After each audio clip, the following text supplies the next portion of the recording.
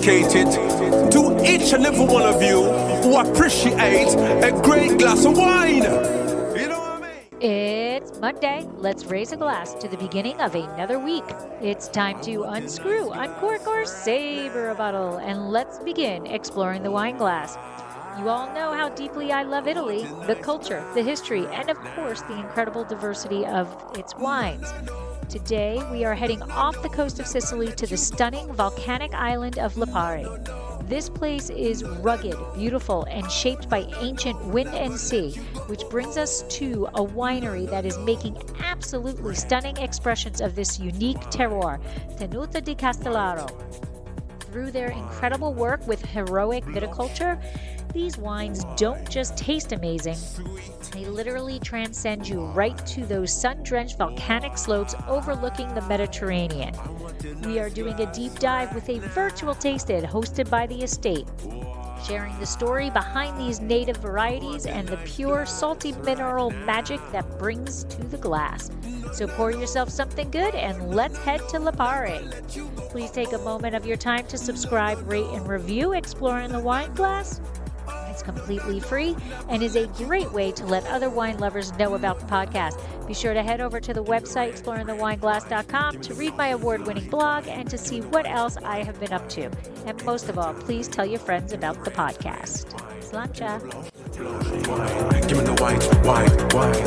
Oh yeah. Hey everybody, I'm Lori Budd, a UC Davis winemaking program, Spanish wine scholar, sommelier service, champagne and Côte d'Aron specialist, and a WSET Level 2 graduate. You can find Exploring the Wine Glass on all the socials as well as your favorite podcast catchers. If you haven't subscribed yet, now's the perfect time to swipe, subscribe, rate, and review. Stay in the know about all things wine by visiting my website, exploringthewineglass.com. I promise I'll never tell you what to drink, but I'll always share what's in my glass. Irish coffee. All right, so Tenuta di Castellaro, Lipari Island, which is somewhere a little bit north of the eastern side of Sicily, where there's an archipelago of 7 volcanic islands that draw a letter Y. An epsilon is what they will have called in the Greek times, because this area was dominated by the Greek before the Romans. So we're talking about the so-called Magna Graecia. So about 2,500 years, 3,000 years ago, the Greek were also bringing their own knowledge in the cultivation of anything coming from their lands, but including varieties such as Malvasia delle Lipari and Corinto Nero. As we're gonna explain, as we're gonna taste some of the wines, or as we're gonna narrate and boast a bit about the story of the cellar, you're gonna see these two names, Malvasia and Corinto, also come from a Greek heritage. So this project, Tenuta di Castellaro, was got started in 2005 when Massimo Lensch, which is an entrepreneur, a wine lover, a wine aficionado from the northern side of Italy, where his family is from South Tyrol, Austria, but he lives in Bergamo near Milan. And he was always in love with Sicily, but he never had the profile of an enologist or an agronomist. So he went on vacation in Lipari more than once, and he found these gigantic, I should say, at least for the standards of the Aeolian archipelago, plateau, a plain, where he envisioned something that was not existing back then. He had a really something in mind that you needed back then to be very innovative and creative, because yes, of course, there was a tradition of making wine even down there, and actually it's very from the old times. They've been making wines there since, again, 3,000 years ago, 2,500 years ago. So But in the more recent times, Malvasia delle Lipari Passito, the sweet wine, is one of the major sweet wines of Italy at the moment. It was the only DOC appellation. It was the only official wine you could have from this archipelago. So he decided, well, I found this place. How nice, how great it would be to make wine here. But I'm not an enologist. Again, I'm not a wine producer. I should become that, but I need some consultancy. So he called a few local people to. Kevin is joining Here's us. Kevin. Okay, let's wait for Sorry, him. Kevin is joining us. Okay. Hi, Kevin. Good morning. Ciao, Kevin. Nice to see you again. see you. Ciao. Mi Ciao. dispiace. No problem. No So worry. you know the beginning of the story maybe, so we can bypass it for you. We already met in Denver a couple of times in the past, so you may remember the wines. So the slow wine tasting it was. Okay, so Castellaro 2005 started with the repropagation of these two indigenous grapes, Malvasia delle Lipari and Corinto Nero, which are grapes that again probably come from a Greek heritage. Massimo Lench, the owner, didn't have much knowledge about winemaking, but he had an idea, a vision. So he went down on the port and started to write on papers and posting those papers at the post office, at the butcher shop, at the grocery store. I'm looking for vineyards or plots of lands for sale. If someone wants to sell it, please contact this number. And it was in the morning. By 4 p.m., he already had 45 calls.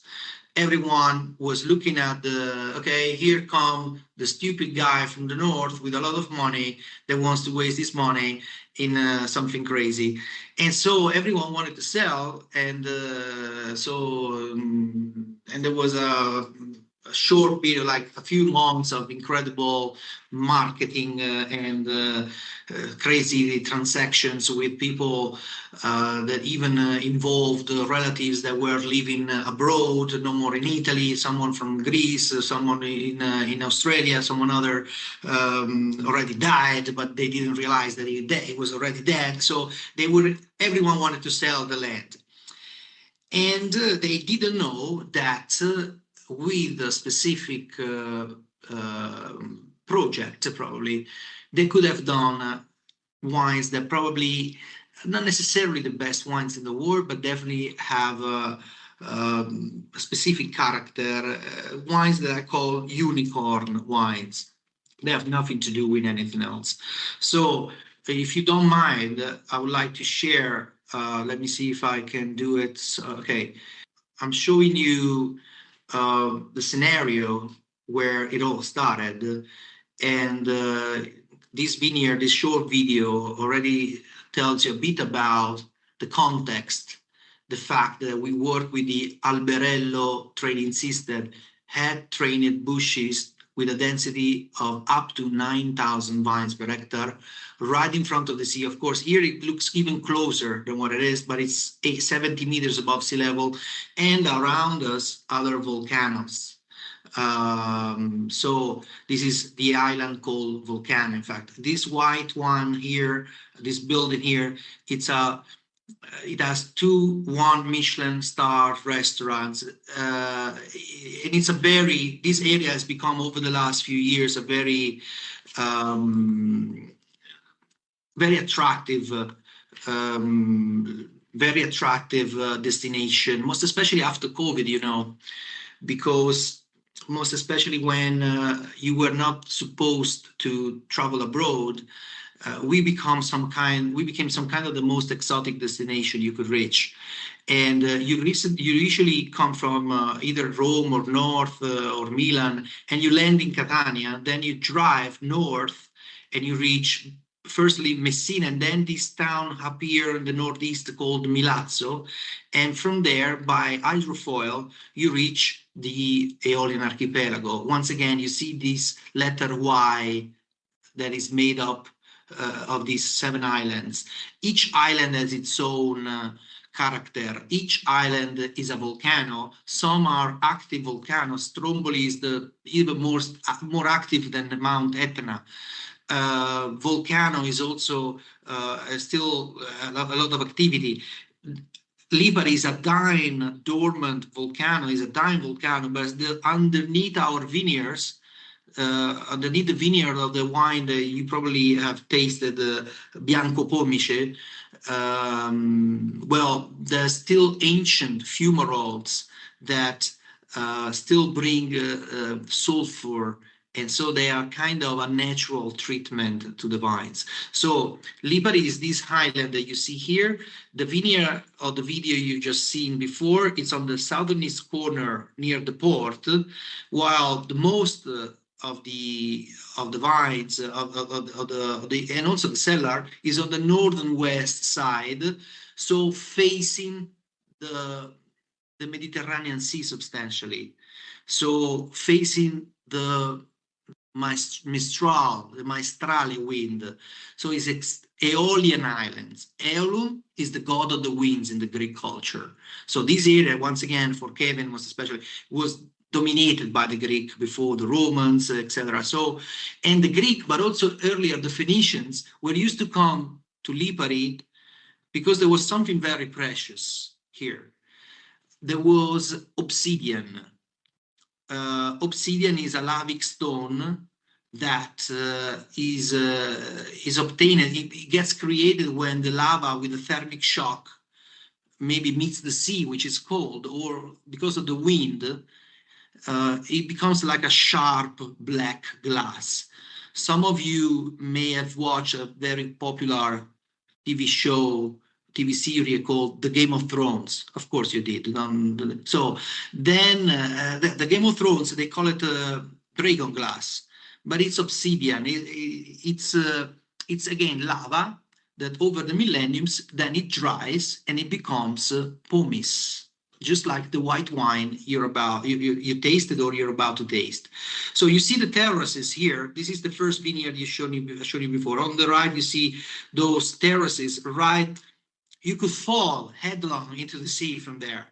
So it's quite a different context. And this is the cellar. In front of us, Salina. Salina is popular also for sweet wines as well. Malvasia delle Lipari. Why they are called, this is an Italian wording. When you say Lipari is the name of the island, is the name also of the archipelago, because these are called Aeolian Islands, but also Lipari Islands. So when you write Malvasia delle Lipari, it means Malvasia of the Lipari Islands. Instead, if it was Malvasia from Lipari, sometimes it's misspelled Malvasia di Lipari, even in the Jensis Robinson book, The Wine Grapes, Malvasia di Lipari. It means Malvasia from Lipari Island. Instead, Malvasia delle Lipari, it means it could be made even in Stromboli or in another islands of the archipelago. So we have 21 hectares, only trained with the head-trained bushes, single saplings, single vines, walk one by one manually with no possibility of mechanization. And yes, the sundowns are every day like this. So on the, okay, by the way, here in this picture, I can already show you here, right in the foreground, here, right on the left, those are not vines, but they are caper bushes, caper plants, because we also produce capers and cucunci, the caper fruits, caper buds and caper fruits. So you see the saplings, and you see the on the left, the forest island, Alicudi, Filicudi, and Salina on the right. Alicudi here, you see it closer. Alicudi, in Alicudi, as far as I know, in the last survey, live less than 60 people. And also last survey leave about 96 donkeys. So in case of elections, if they vote united, they might make it. So that's Alicudi. On the right, you find Filicudi, another beautiful island with fantastic beaches, restaurants, great. When you want to really unplug, those are the two farthest islands, even if they look very close to us. This one instead in front of us here is Volcano, an island with much fantasy, just simply called Volcano. Okay, you see the smoke coming from the volcano. Of course, those volcanic material, the lapilli, the volcanic ash, always with the wind, aeolian wind, always comes to our soils and always renew the soil. So our soil is, of course, volcanic, but in a different way than what it would be at Mount Etna. So at Etna, the soil is so-called black, terre nere, okay? In Lipari, the soil is sandy, volcanic, sub-acid, full of sulfur, full of pumice, obsidian, kaolin. It's drastically different and drastically volcanic. That was Malvasia delle Lipari, and this is the tradition in the winemaking. So once again, here we are right in front of the sea. The sea looks closer than it is. It's not a infinity swimming pool here, but it looks like that. Here we are 70 meters above sea, about 70 meters above sea level. And you see here that we are harvesting the grapes of Malvasia and a bit of Corinto as well, which is the black grapes you see, you barely see in the middle there, where that we dry right in front of the sea. So we have the waves crashing on the rocks underneath, and the breeze takes the salinity towards these grapes drying there. So the wines, even the sweet wine, has this kind of salty finish. And in all of the wines, there are beautiful pictures. There are these, there is this kind of continuum in terms of saltiness, brackishness, even in the reds. Okay, you see these pictures? Well, this is, from this picture, you can appreciate the geometric order and the quincunx system, in which each vine is at the top of an ideal triangle with the with each vine at a distance of 1 meter, 1.10 far from the other. So once again, there's no tractor, no mechanization so far that can enter those vineyards. And so everything is done manually with a cost of production that, trust me, is higher than, I don't know, many chateaux that you surely love. And Castellaro, in the end, is, as you've seen from the pictures so far, is not just a project about doing wine, making wine, but also is a landscape project, because this area was all restored and cleaned and given, and it was given back to life in a new life. And also, I would say, a social project, because, you know, to work these plots with these terraces, in this case, the highest one is about 500 meters. The lowest one here is 350 meters above sea level. So we could call high hill agriculture, this one. So in order to work these lands, you need manpower, you need workers that have a reason to wake up 4, 5 a.m. in the morning and go in those vineyards and work the vines as long as the sun allows. Because once again, if you go on Wikipedia and you look at the numbers of Lipari, Wikipedia will tell you that there are about 13,000 people registered that in Lipari, that supposedly live in Lipari. Instead, they are way much less. They are. But in the summer, there's a turnover of about 55,000 people a week. We even have your dear friend, Jeff Bezos, very often, by the way. He has his boat all the time at the Aeolian Islands. Anyway, so I was more seriously, so most of the younger generation, the newest generations, went abroad, went to Milan, to Rome, to London, to New York.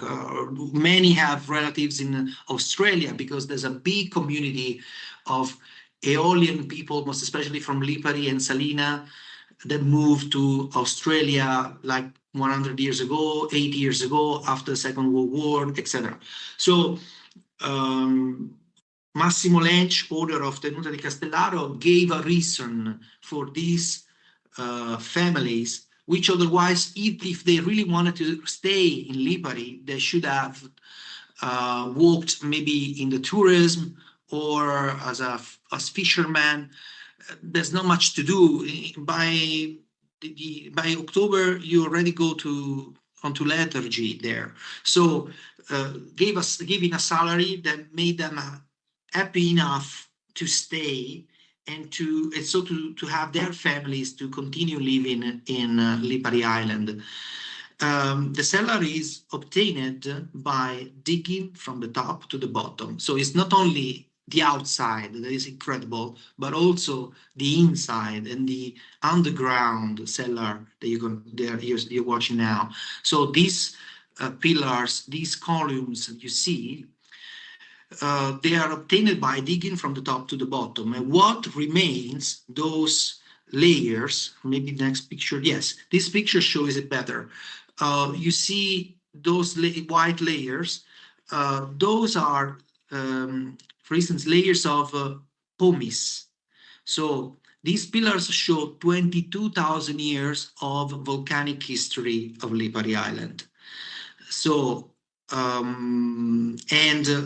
also back to this picture, you see those solar chimneys up above. Of course, this picture is taken while we turn on the lightning. But for instance, is that this one, next one probably, yes, this is natural daylight. So we can work in an autarkic system in the day with a tower of the winds that from the top of the cellar exploits in the coolest moment of the night the winds of the Aeolian Islands, and with a thermal labyrinth keeps the temperature constant all the time of the day, any time of the year, at 14.5 Celsius degrees. So we can work without electricity substantially, and we can work by gravity because this winery is 2 floors down, let's say. As said, we have also capers. This beautiful picture is taken while we harvest. Actually, we did harvest the new capers less than 2 weeks ago. And you see there are 3 generations of local people that still work the land with us. These are cucunci. Sometimes you find them in the cocktails, though. This is the caper fruit. Massimo Lench, owner of Tenuta di Castellaro. Bianco Pomice. Bianco Pomice, talking about the wines, is a combination of 2 opposites. It's a wine that if you ever come to Sicily, if you go to the most popular trattorias and restaurants since a few years now, we can really claim you find it mostly everywhere. It's a blend of Malvasia delle Lipari and Carricante. So once again, a combination of 2 grapes that have not that much in common, because you probably know Carricante because of Etna Bianco, etc. Carricante is sharp, it's mineral, it can be crunchy, crispy. Malvasia delle Lipari, it's a semi-aromatic grape, which is not the general Malvasia. There are plenty of Malvasia. The Malvasia delle Lipari, the word Malvasia is just like Trebbiano, you know, Trebbiano d'Abruzzo, Trebbiano Spoletino. I'm from Umbria, I know Trebbiano Spoletino. Trebbiano Toscano, which is usually flat. And in fact, many wineries from Tuscany now are planting Trebbiano Spoletino. They are claiming that is Trebbiano Toscano, but that's another story. The Uni Blanc in France, which is nothing else than regular Trebbiano, etc. It means wine of the place, indigenous of the place. Instead, Malvasia delle Lipari, the word Malvasia comes from Menomvasia, which is an ancient Greek polis. Malvasia delle Lipari, it comes from the Aeolian Islands. So Malvasia delle Lipari is a semi-aromatic blended with the Carricante, and usually stays on the lees for no less than 9-10 months, and then is bottled. Then according to the vintage, the protocol can change a bit. When it's a very cold vintage, and it can happen, we also use wood. When it's it's a regular or warmer vintage, we do not use any wood at all. But Bianco Pomice was the very first label that this seller released back in 2008. So the very first vintage of Bianco Pomice is 2008. Pomis, once again, what it is? It's another lavic stone that originally, as I was mentioning in the beginning, lava, when the volcano erupts, comes from flows maybe from a side of the volcano and then reaches the sea, or because of the very strong winds, with a thermic shock, becomes a sharp black glass. That's called obsidian, dragon glass on the Game of Thrones. Okay, then it's over the millenniums, it dries and it becomes exactly these very light stones that you can also use to clean the skin, to scratch the skin. And it's very easy to. Our beaches are white. This is obsidian instead. Our beaches are white, but not because we have white sand, but because we have all of these pebbles of pumice. So those are volcanic stones that if you walk around our vineyards, you find everywhere. It's really plenty of, even of obsidian, but nowadays is mostly used for ornamental jewels or something like that. But in the past it was very precious because it was the Romans, but before the Romans, the Phoenicians, the Greek were used to come to Lipari to grab as much obsidian they could to produce arrowheads or knives or tool to cut. And this is kaolin, pink. Kaolin, there's a quarry of kaolin underneath our vineyards, and it's an incredible scenario there, right in front of the sea, but at 400 meters, 350, 400 meters above sea level. So once again, it's volcanic, but not what you, sometimes the word volcanic, most especially in France and in Italy, is a bit, I would say, overused and a bit used too easily, or at least, of course, also Vulture in Basilicata, where they make Aglianico, or even Soave is a volcanic territory, but it's not as volcanic as Lipari or the Aeolian Islands or Etna. So these are really active volcano. Vulture maybe is not working since, I don't know, 100,000 years. This is yesterday.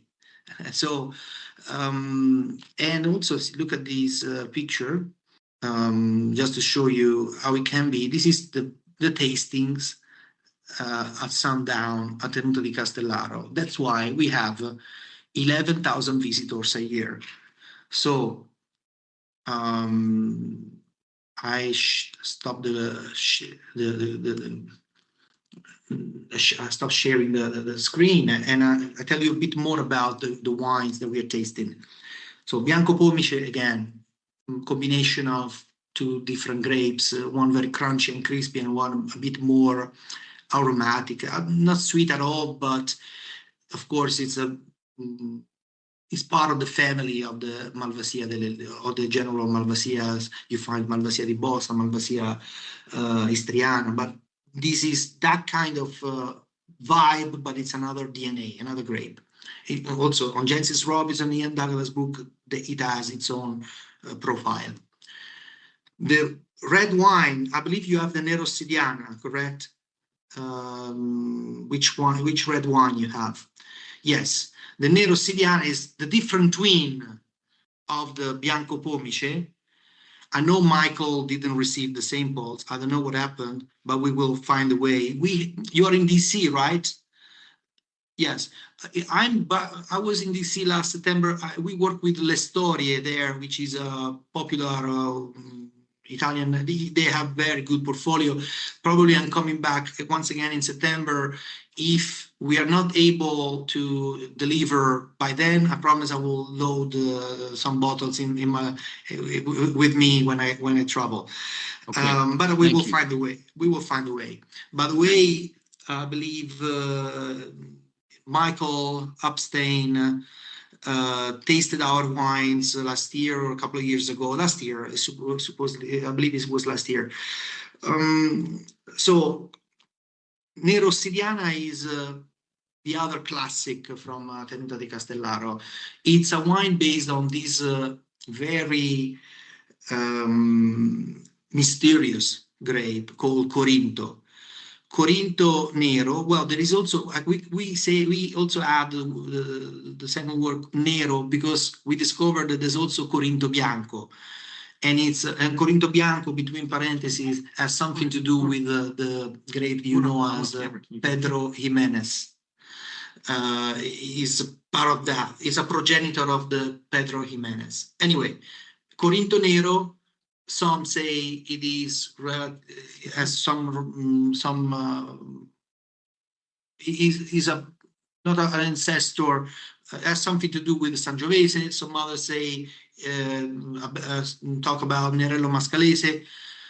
Many told us also recently that there's a study that says it has something to do with Sangiovese. But then, if we taste the wine, it has nothing to do with Sangiovese. So nothing, really nothing. Still, well, the only thing that it does a good acidity and a low pH. And if you notice on the back label, usually we barely reach 13 content of alcohol. Sometimes it has been in the past even difficult to reach 13. So it's kind of a very different wine from what you usually expect from the deep south of Italy. From the deep south of Italy, from central south of Italy. Now, I'm from Umbria, and here there is the big monster called Sagrantino. If you go southern, you find Montepulciano d'Abruzzo. You go southern, there is Aglianico with its different appellations, Taurasi, Vulture, etc. In Puglia, there is the Stichi Primitivo.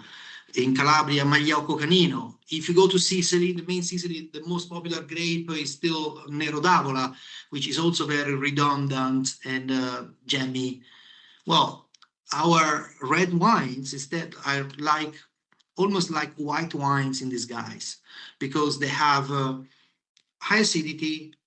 That means around 6 point something, low pH, just around 3.0, and low alcohol, not big tannins, no herbaceous flavors, no green sensations. Why? Because of a number of components, a number of reasons. But Corinto, first of all, it's a partially seedless grape.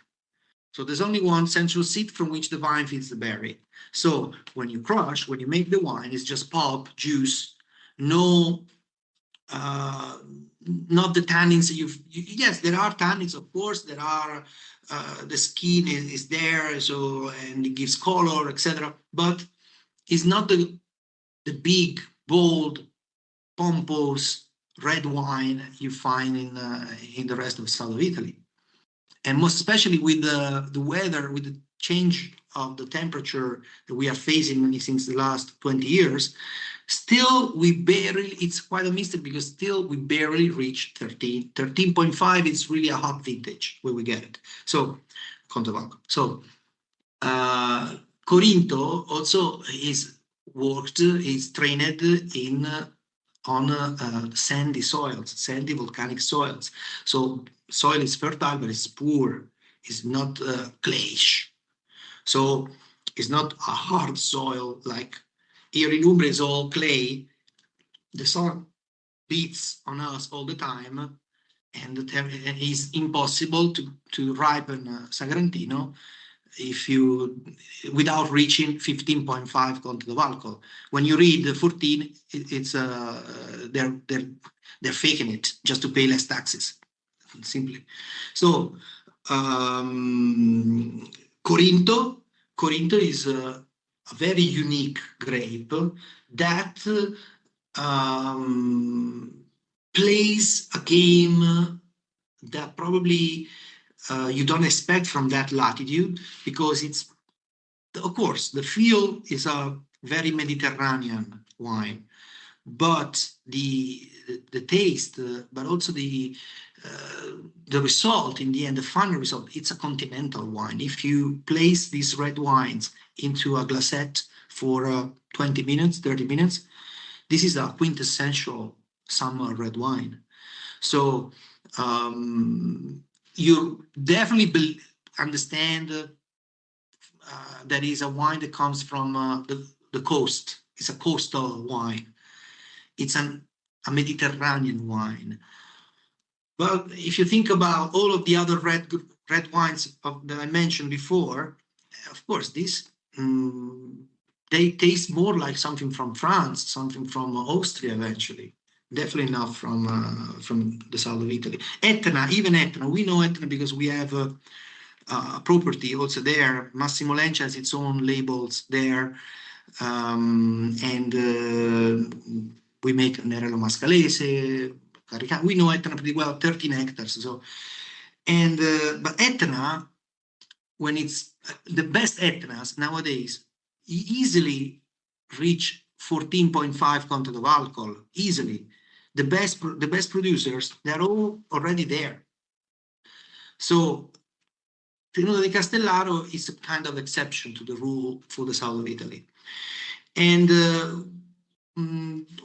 Kevin, what else do you have there? So I've seen that you have other wines, other wine. And then we have the Corinto, the pure Corinto. So Corinto is the opportunity for also for you to taste substantially one of the last undiscovered grapes of Italy, and of, we should say, also of Greece. Now there are a few other producers. There's a couple of producers from Salina that come to Lipari to harvest Corinto and bring it back to Salina, and it becomes from Salina, but is made in Lipari. Of course, in Greece there are producers that still make Corinto. You know, Corinto in the past was like it was used also to produce raisin, to produce sweet raisin substantially. But at the moment, as far as we know, we are the biggest producer in Europe for this variety. That means that we don't have so much, because of the Corinto year old, and we only make 3,300 bottles a year, not that much. And in America, there are very few bottles. Really, I believe we shipped less than 120 bottles last year. Really, it's still a wine that needs. That's why we're doing this in the end, because it's still a wine that people don't know. There's still the news with this stuff, because once again, there are no wines for a casual drinker, but for someone who does, I would say, our job, which is about communication.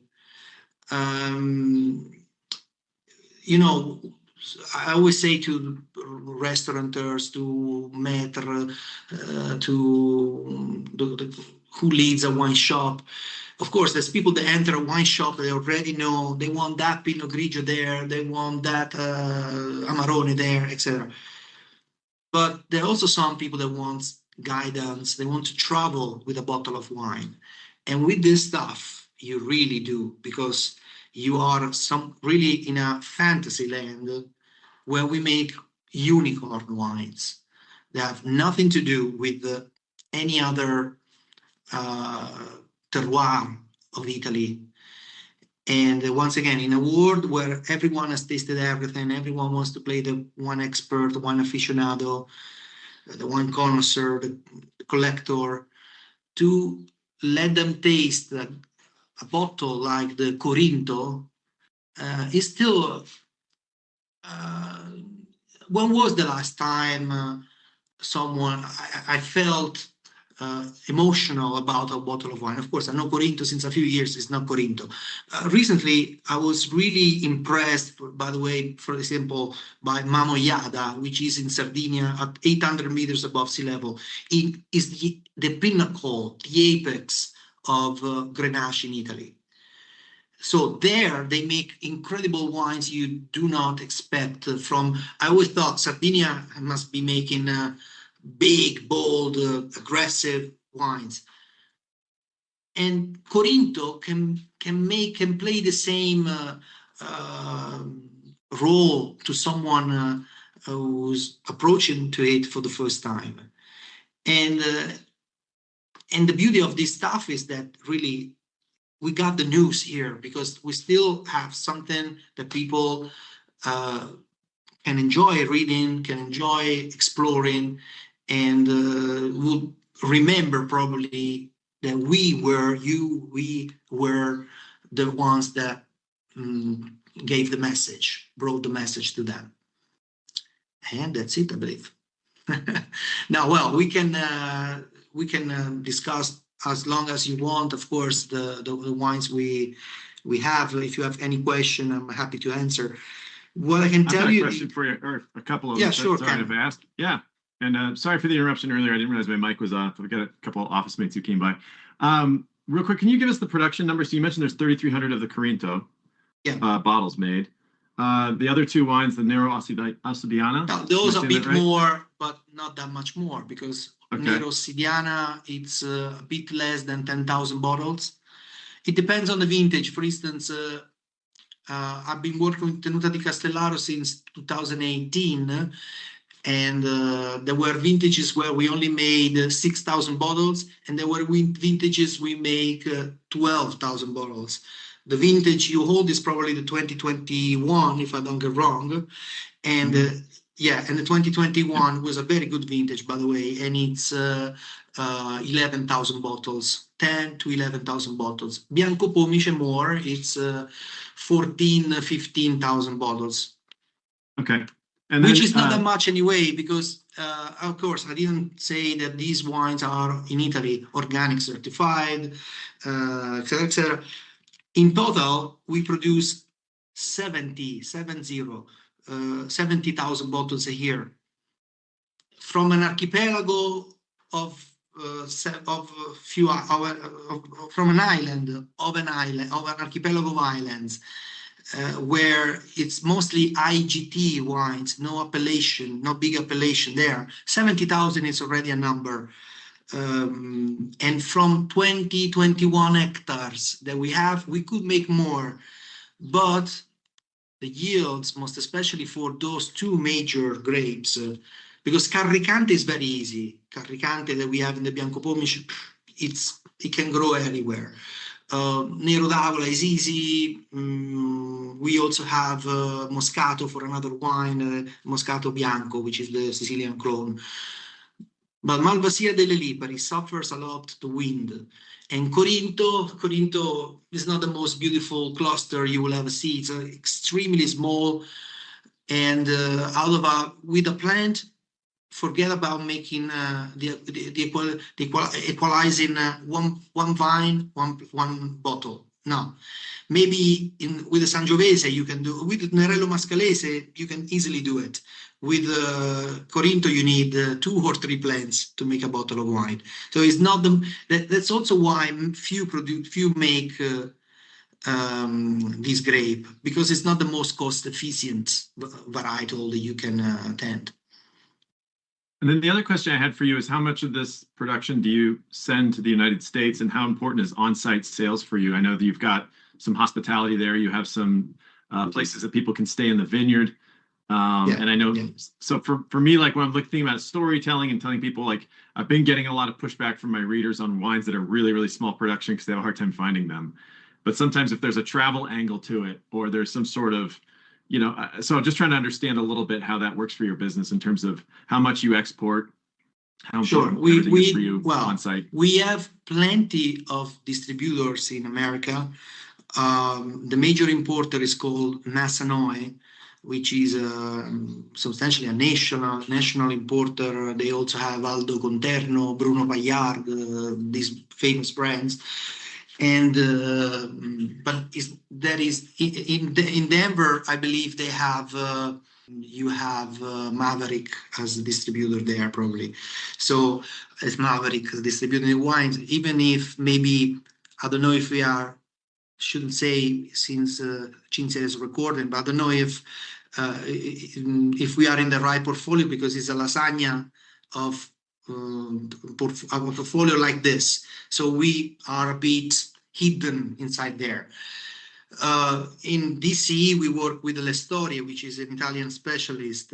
Lori, where are you? If you can, California, we have Massenoy, but direct. And in Massachusetts we have Vineyard Road. I don't remember everyone's coming from. Pennsylvania we have Laura Wine Group from Pittsburgh. We have different distributors, but all have little quantities, because it's not a wine with which they move big numbers. Honestly, they don't. It's more like something unique for the niches, I would say, something very peculiar. So yes, we do export, and the percentage to America is like around the 15% of the whole production. 15. Then we ship to another 24 countries around the world. In Europe, England, Germany, Denmark, Switzerland, Norway, Sweden, France, blah, blah, blah. In Asia, we are big in Japan. No, but we are popular also there. We have many restaurants in Tokyo that have our wines. South Korea, Thailand, Hong Kong, a bit in China, Australia. So here and there, but small quantities. We're not talking about. Sometimes it's half a pallet. We also have a distributor, very good one in Minnesota. It's called New France Wine. It's the best in Minnesota, but it's less than a half a pallet a year. So just to tell you. Then answering your other question about visits. Yes, we have really many people from everywhere in the world. Many from Italy, of course, also from the US. I should say around an estimate should be around 700 people a year from the US. We have even groups, because there are some tour agencies, some agencies that organize wine tours, gastronomic tours to Sicily, and we are part of that trip. And it's also something it's beautiful. We also have 3 little apartments immersed in the vineyards, which are astonishing.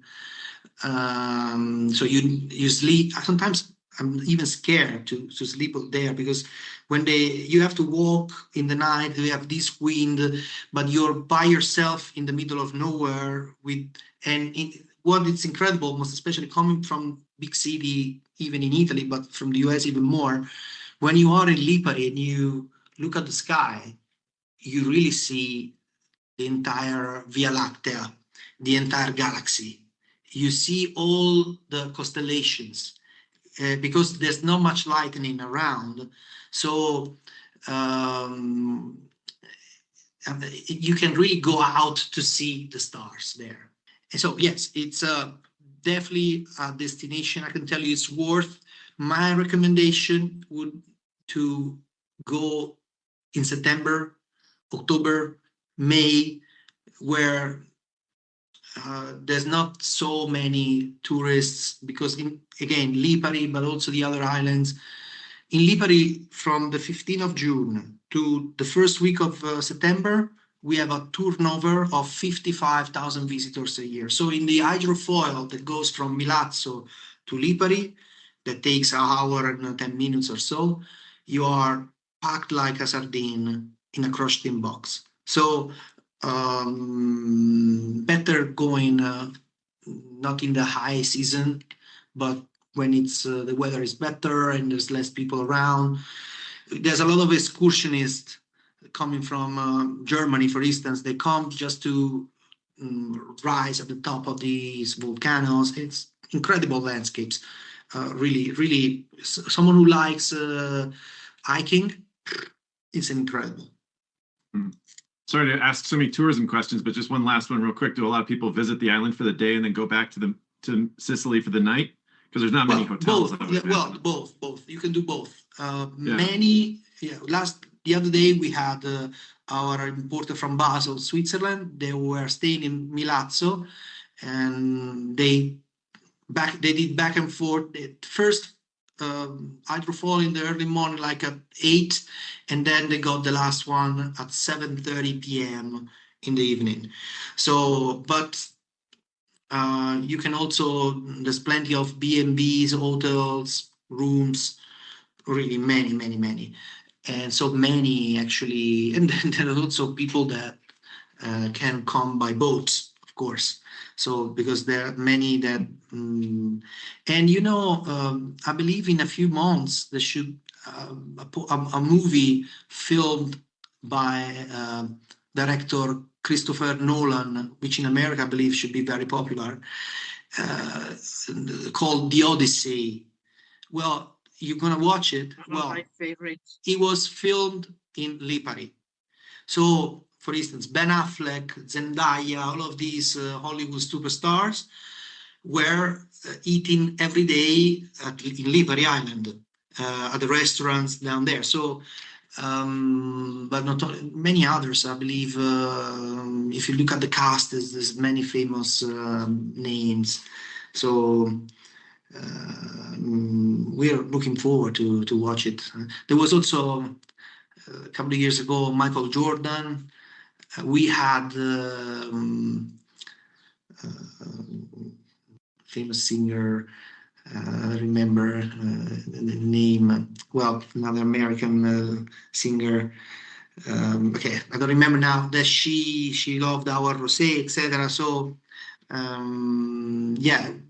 it's a destination that's becoming a bit more popular, but don't be scared. It's not as posh as Cannes or I don't know, Capri or something. Yeah. No, Costiera Amalfitana. It's not even like that. It's still real. And I have one last question on the wines, the 2 red wines. Do you can you speak a little bit about serving temperature for those red wines? Because they're low tannin, and a lot of somms that I talk with are really interested in chillable reds. And then secondly, what's the serving context on the island with the red wines? What types of cuisine do you? Good. Okay, so I like to nowadays, not only those 2 wines. Today it's extremely hot.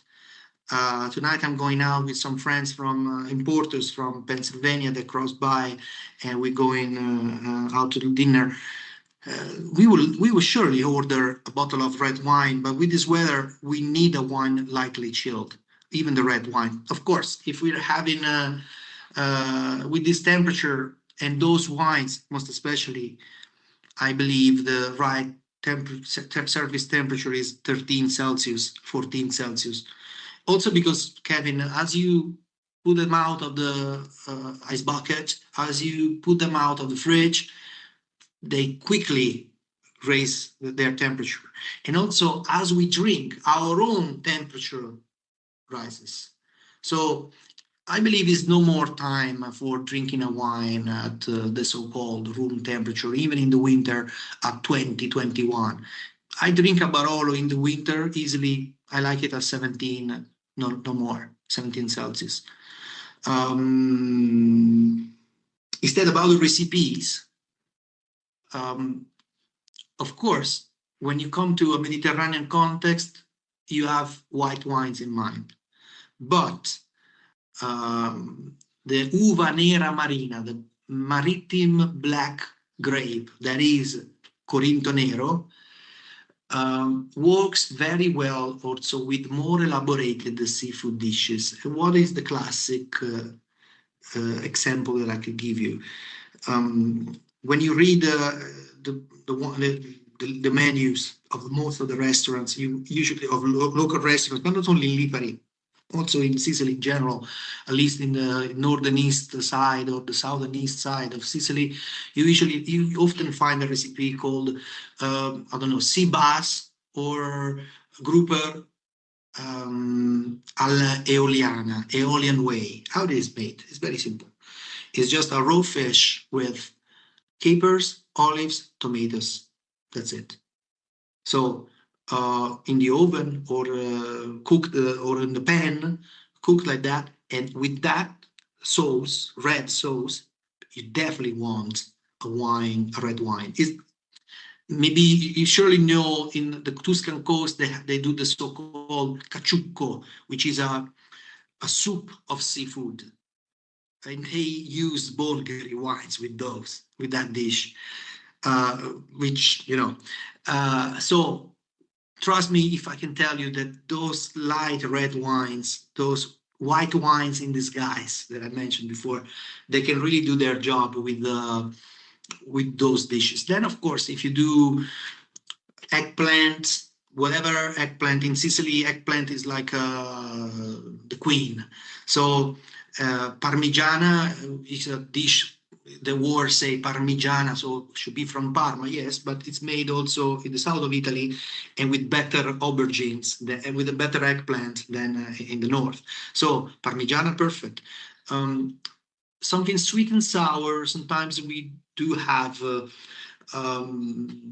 surely you've heard of, you tasted the caponata. Caponata is made of different kind of vegetables, pepperoni, peppers, and zucchini, eggplant, onion, and we also add tuna fish. So tuna fish, and it's a red dish. Once again, when the dish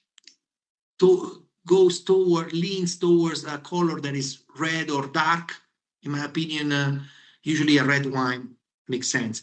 If it's a summer dish, or if it's something made with tomatoes and eventually fish, those two reds work very well. I don't see them with the braised meats, stew, game, none of that stuff, honestly. I will leave those dishes to Sagrantino, Amarone, and Bulgari. Really happy to have the opportunity, and thanks Cinzia and AB, we call it, Comunicazione, for introducing us. I'm sure we're going to have more and more opportunities to talk in the future, because the world of wine is very small in the end. It's always us. Unfortunately, it's maybe even too small now, because everyone's complaining about the world of wine, just like we have to save the world. We just have to have fun in the world of wine. So it's all about that. It's about the social aspect more than the business. So I hope to shake hands and have a glass of wine with you, hopefully soon. This has been another episode of Exploring the Wine Glass. Thanks for listening. If you have suggestions on what topics you would like me to discuss, please reach out on social media. You can find me on Twitter, Instagram, and Facebook as Exploring the Wine Glass. I am also on LinkedIn as Lori Hoyt-Budd. Of course, you can always email me at exploringthewineglass@gmail.com. and sign up for my newsletter at exploringthewineglass.com. If you enjoyed what you heard, please rate, review, and subscribe to help others find me more easily.